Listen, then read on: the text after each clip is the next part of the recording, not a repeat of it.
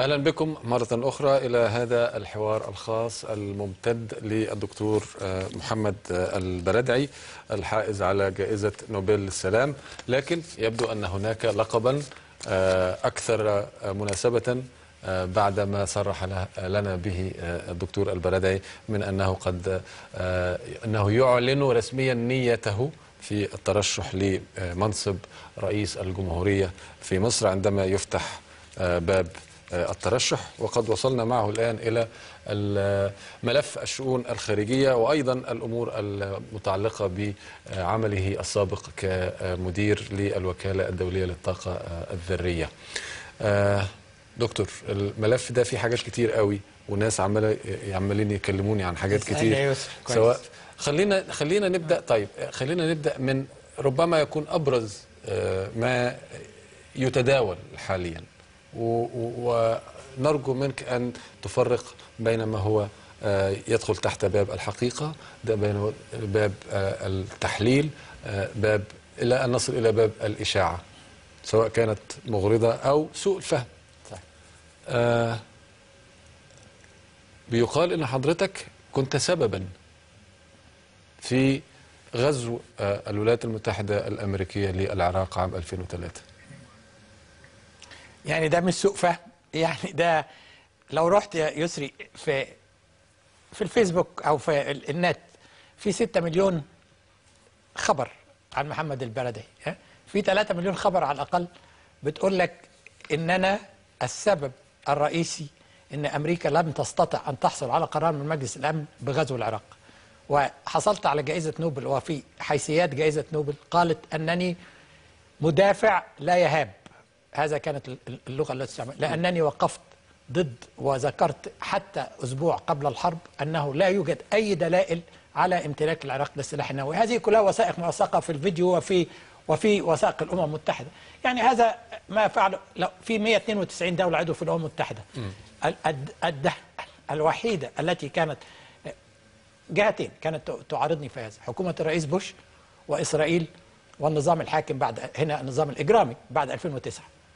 اسأل أي شخص في العالم، أنا ما بطلع في أي مكان في أي مكان في الدنيا، يعني دور الوكالة ومش أنا بس، دورنا كان مثال المصداقية والحرفية والمهنية. هل ده كان سبب من أسباب وقوف الإدارة الأمريكية أو يعني واشنطن ضد إعادة ترشيح الدكتور البرادعي مرة ثانية كرئيس الوكالة الدولية للطاقة؟ هي كانت الدولة الوحيدة. كواليس هذا الخلاف يا دكتور، يعني يمكن الناس محتاجة كمان تعرفها. كواليس هذا الخلاف ان انا كنت على خلاف دائم مع انا هيطلع كتابي عن ذكريات يعني او فتره وكالتي في الوكاله في اخر الشهر الجاي، وهيطلع بالعربي كذلك، يعني في طالع ب10 لغات هيطلع بالعربي وسيحكي بالتفاصيل يريم عن هذا. انا اختلفت مع الولايات المتحده في عده في ايران وفي العراق وفي الموقف بالنسبه لاسرائيل وفي كثير.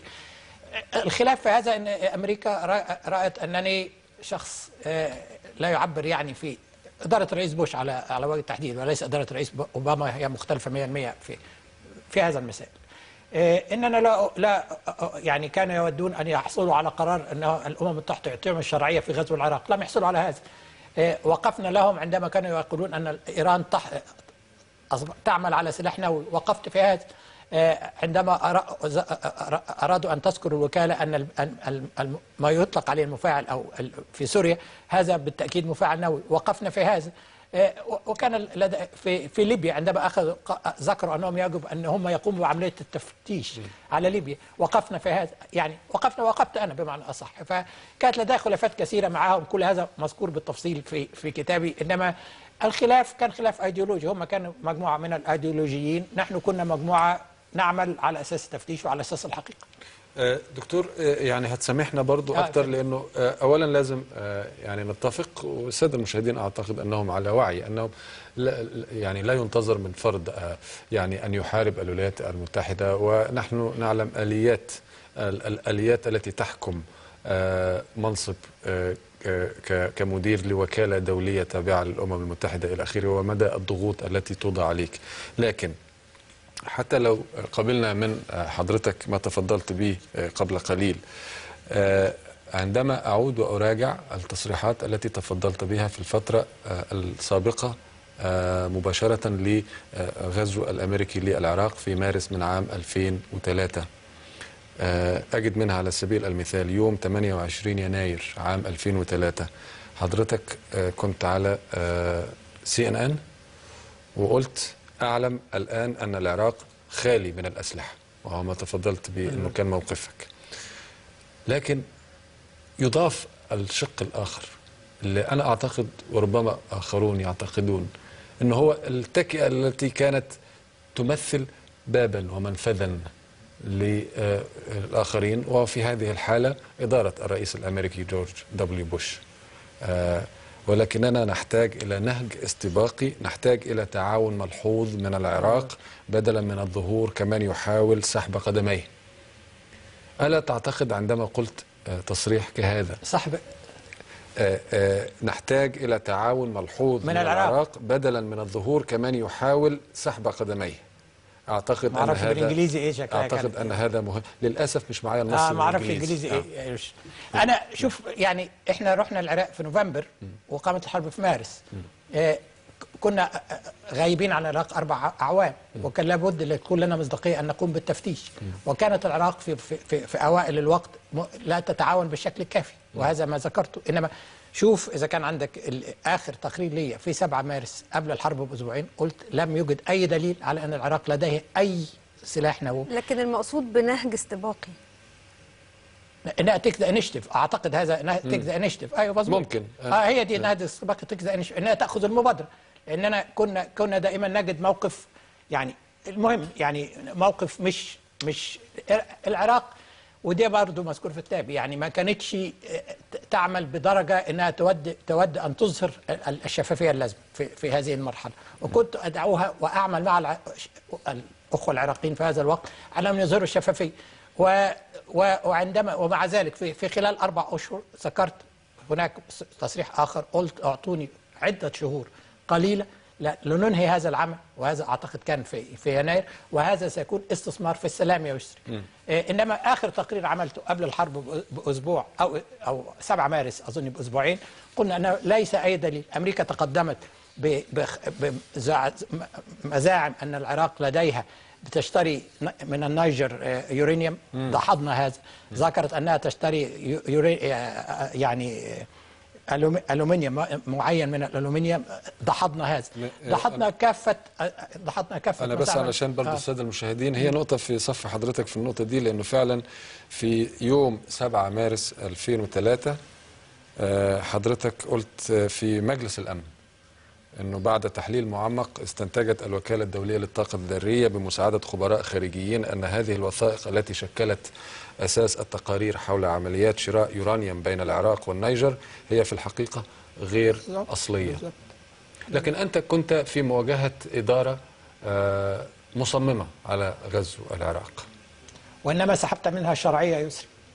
عندما أنت تتكلم عن أن شخص وقف في مواجهة أمريكا، يعني لا أود أتحدث عن نفسي. أنا وقفت فعلا في مواجهة الولايات المتحدة، ولذلك كانت تعمل يعني بأقصى قدرة على أنها تزحني من هذا المنصب، ولم تستطيع، لأن باقي دول العالم رأت أننا نعمل بمصداقية، وأن المصداقية هي أهم شيء في وكالة تصدر أحكامها عن تصرفات الدول. طيب، كي ننتقل من يعني ما يخص العراق، احنا عندنا فيديو لآخر خطاب للدكتور، مقتطفات من آخر خطاب للدكتور محمد البرادعي أمام الجمعية العامة للأمم المتحدة. ده مجلس الأمن يا يسري، ده كان أمام مجلس الأمن. مجلس طيب. وده كان بتاريخ 3/11/2009 ولا ده كان ايه؟ أظن 7 مارس، ده أظن ده آخر واحد. طيب، على أي الأحوال هنشوف الحديث أو الكلمة، مقتطفات من الكلمة التي ألقى بها الدكتور محمد البرادعي آنئذ. At this stage, the following can be stated. 1. There is no indication of resumed nuclear activities in those buildings that were identified through the use of satellite imagery as being reconstructed or newly erected since 1998. Nor any indication of nuclear-related prohibited activities at any inspected sites. Second, there is no indication that Iraq has attempted to import uranium since 1990. 3, there is no indication that Iraq has attempted to import aluminum tubes for use in centrifuge enrichment. Moreover, even had Iraq pursued such a plan, it would have encountered practical difficulties in manufacturing centrifuges out of the aluminum tubes in question. Fourthly, although we are still reviewing issues related to magnets and magnet production, there is no indication to date that Iraq imported magnets for use in a centrifuge enrichment program. As I stated above, the IAEA will naturally continue further to scrutinize and investigate all of the above issues. After 3 months of intrusive inspections, we have to date found no evidence or plausible indication of the revival of a nuclear weapon program in Iraq. We intend to continue our inspection activities, making use of all the additional rights granted to us by Resolution 1441 and all additional tools that might be available to us, including reconnaissance platforms and all relevant technologies. We also hope to continue to receive from states actionable information relevant to our mandate. I should note that in the past 3 weeks, possibly as a result of ever-increasing pressure by the international community, Iraq has been forthcoming in its cooperation, particularly with regard to the conduct of private interviews and in making available evidence that could contribute to the resolution of matters of IAEA concern. I do hope that Iraq will continue to expand the scope and accelerate the pace of its cooperation. كلام يعني قوي وواضح، يعني قوة الموقف اللي حضرتك عبرت عنه باسم الوكالة الدولية للطاقة الذرية. أضيف إليه أيضا بعض التصريحات الأخرى ربما تكون الأقوى. حضرتك قلت سأشعر دائما بالحسرة لشن حرب المأساوية في العراق. الولايات المتحدة استخدمت حجة زائفة لغزو العراق الذي بلغت كلفته حياة مئات الآلاف من المدنيين الأبرياء. أنا جمعني اللقاء مرة مع كولين باول وزير الخارجية الأمريكي آنئذ، وكلنا طبعا نذكر اللقطة الشهيرة ليه وهو في مجلس الأمن وماسك وبعدين بيعرض يعني الديمو بتاعته ناقلات إلى آخر هذه الأمور. هو نفسه طلع وعبر عن أساء وحسرته لأنه خدع عن طريق أطراف أخرى داخل الولايات المتحدة الأمريكية. تقول إيه لحضرتك يعني وأنت تفتكر الوقت ده، لأنه كان وقت حاسم وفي بعض الوثائق في ويكيليكس زي ما حضرتك ذكرت اسم الرئيس السابق حسني مبارك بتقول إنه هو كان بيدفع الولايات